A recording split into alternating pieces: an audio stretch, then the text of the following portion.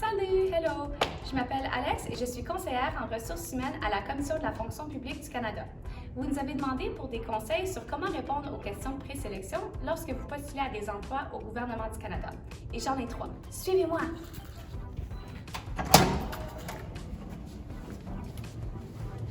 Je sais que cela peut sembler un peu compliqué. Croyez-moi, je suis déjà passée par là. Mais voici 3 conseils pour vous simplifier la vie. Conseil 1. Écrivez vos réponses dans Word. OK, je sais que cela semble un peu bizarre, mais écrire vos réponses dans un document Word vous permettra de mieux les corriger et d'avoir une copie de sauvegardée en cas de problème technique. Ensuite, vous pouvez les garder pour une prochaine fois. Et oui, le travail sera déjà à moitié fait si vous décidez de postuler à un autre emploi. Conseil 2. Utilisez des exemples spécifiques. Quand on vous demande comment vous rencontrez les qualifications, ça, c'est les questions de présélection auxquelles vous répondez. Utilisez des exemples concrets et détaillés. C'est clairement comment vous rencontrez les qualifications qui sont dans les questions de présélection. Vous pourriez tenter de faire un copier-coller de votre CV, ce qui pourrait être une erreur.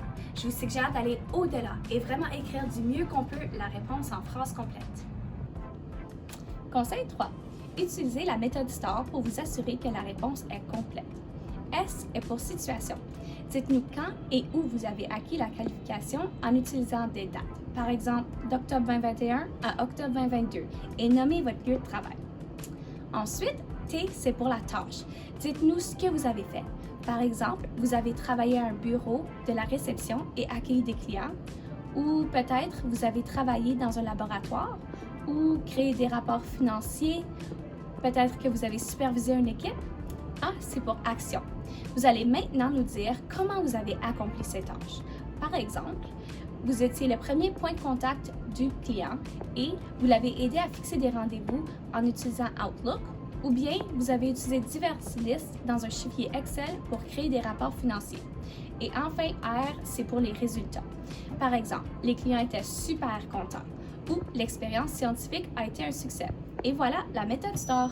Pour plus d'infos sur comment postuler un emploi au gouvernement, cliquez sur le lien dans les commentaires.